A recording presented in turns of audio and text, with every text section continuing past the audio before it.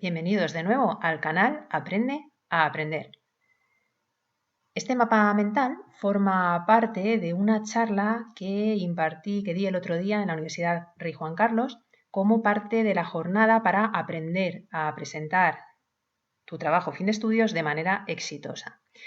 Seguramente hayáis visto un vídeo larguito en el canal de 1 hora y 20 y pico minutos que se titula Cómo no morir en el intento, divide y vence. Bueno, pues esa charla es en la que está incluido este mapa mental.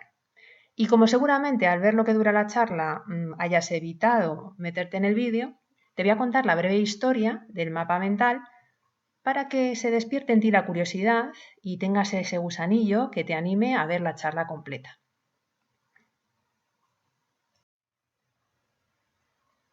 Y aunque el título completo de la charla es Cómo no morir en el intento, divide y vence, propuestas para la planificación, gestión de tiempo, desarrollo creativo y comunicación de tu TFG, TFM o tesis, como os decía, aunque ese título hace referencia a que está enfocado a trabajos fin de estudios, también en la presentación os digo que esta charla sirve para mucho más, porque os puede ser útil en cualquier momento en que queráis emprender un proyecto ambicioso que vaya acompañado de un largo camino. Puede ser, por ejemplo, un cambio en vuestra carrera profesional, el estudio de una carrera universitaria, que os queráis presentar a una oposición, que tengáis un problema, simplemente un problema de estos que dices no tiene solución.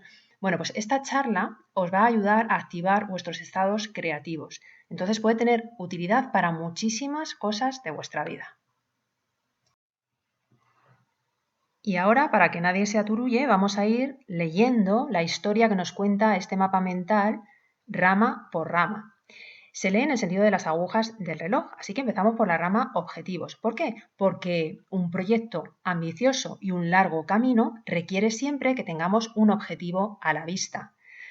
Ese objetivo lo vamos a desglosar en 3 ramas y es hablar de qué beneficios supone vivir con objetivos, cómo funciona un cerebro en el que hemos implantado o sembrado ciertos objetivos y cómo hacer una primera materialización de los objetivos. Es lo que tenéis ahí como 3D, es decir, cómo llevar a las 3 dimensiones. En realidad, si lo pensáis, estamos haciendo una mudanza de un objetivo, de una idea que podía estar en el mundo de las ideas, digamos, lo hemos sacado de un mundo multidimensional y realmente lo que estamos haciendo ahora es plantarlo en un mundo bidimensional, porque yo os digo, vamos a escribir el objetivo en la agenda, en paneles de visión, vision boards o en mapas mentales y también vamos a hacer prácticas de visualización. Todo esto nos cuenta la primera rama del mapa mental. Pero también un proyecto ambicioso y un largo camino requiere de un continuo feedback, una retroalimentación para saber si estamos siguiendo la senda correcta o nos estamos desviando de la trayectoria que hemos planeado. Nos haremos preguntas como ¿qué pienso, qué siento o incluso qué postura tengo? Interesante, ¿qué tendrá que ver la postura? Lo tenéis que ver en la charla. Eso supone activar nuestros procesos metacognitivos y pensar en cosas como nuestras creencias personales, que pueden ser limitantes y las tenemos muy arraigadas en nuestro subconsciente. Nos convendrá convertirlas en creencias empoderantes. Bueno, todo esto lo veremos en la rama feedback. Un proyecto ambicioso y un largo camino también requieren planificar y gestionar el tiempo adecuadamente. Y aquí nuestra protagonista va a ser la agenda. En este mapa mental, en esta rama, estamos hablando de que cumplir con las tareas que hemos apuntado en la agenda ya de momento nos produce endorfinas, es una satisfacción en el momento, pero también pensad que el hecho de convertiros en ejecutores, en personas que se acostumbran a cumplir esos objetivos que han apuntado en su agenda, os va a dar una satisfacción a largo plazo, os va a dar una seguridad y una tranquilidad de saber que sois el tipo de persona que puede confiar en sí misma y eso está mediado por la serotonina, que es mucho más valiosa a nivel de felicidad que la dopamina, la del corto plazo. ¿Qué tiene enfrente la agenda? Si no utilizáis la agenda o algún modo de planificación, ¿qué solemos encontrarnos? Procrastinación. La procrastinación, ¿qué supone? Supone que la persona que evita una tarea es porque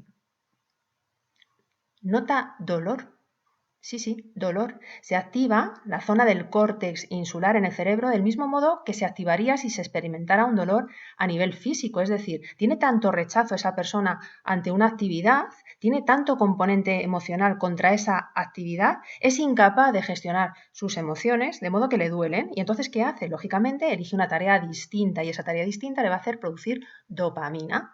Por ejemplo, ver un vídeo de TikTok. Deberes de mates, vídeo de TikTok. Eliges el TikTok, dopamina, placer inmediato.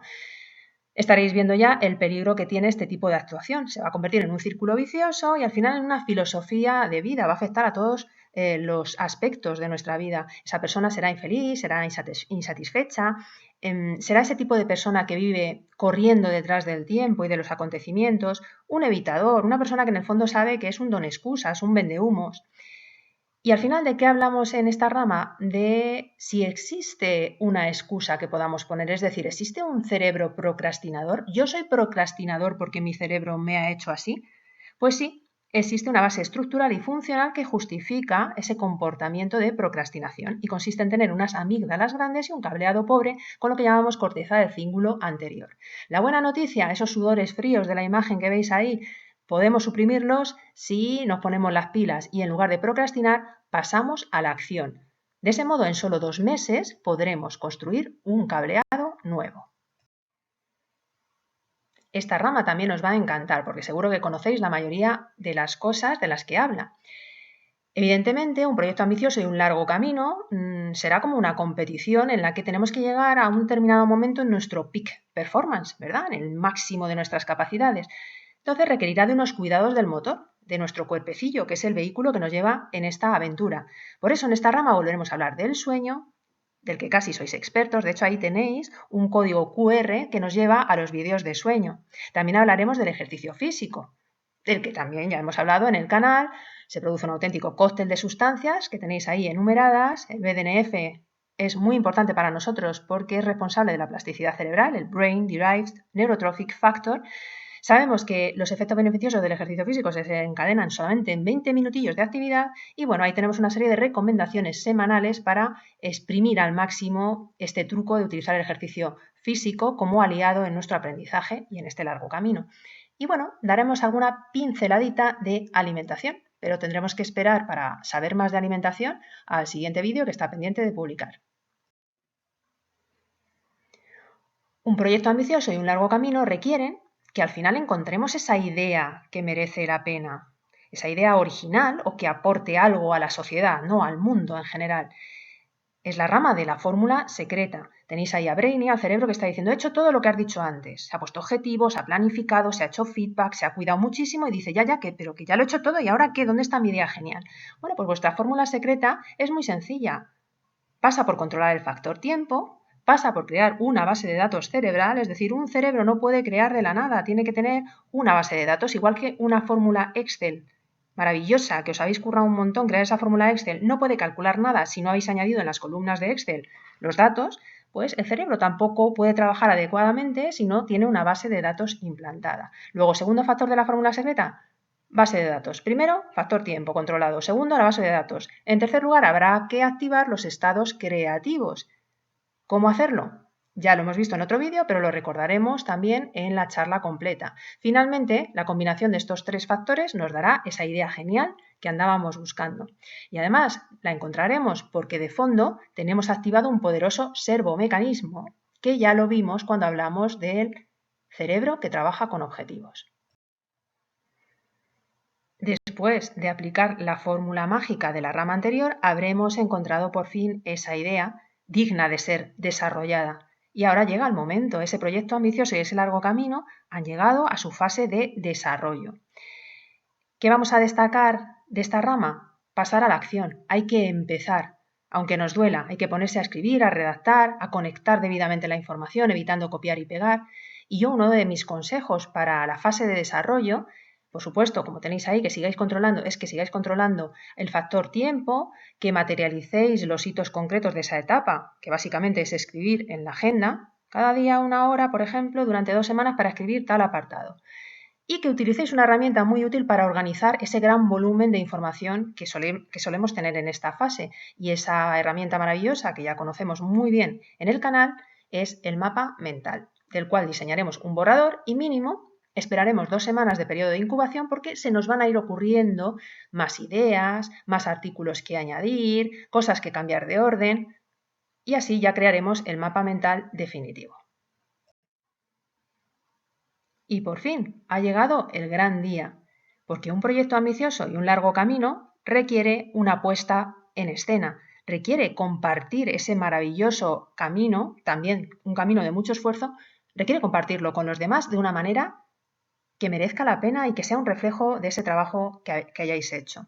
Mi principal consejo es que hagáis vuestro el proyecto, que forme parte de vuestro cerebro y que así salga y así se note. Si memorizáis la información, de algún modo vais a ser capaces de transmitirla de una manera totalmente diferente a si solo presentáis, por ejemplo, las diapositivas de PowerPoint de una manera inconexa. Cuando uno controla la información y la saca de su memoria, va proporcionando un hilo conector a la audiencia. El mismo hilo conector que le facilita a esa persona recuperar los datos, de algún modo se va presentando a la audiencia y la audiencia eso lo nota. ¿Cómo os aconsejo que memoricéis lo que puede ser un ladrillo, un proyecto de 200, 300 hojas? Conocemos una herramienta espectacular que es la escritura. Podemos fabricar un mapa mental.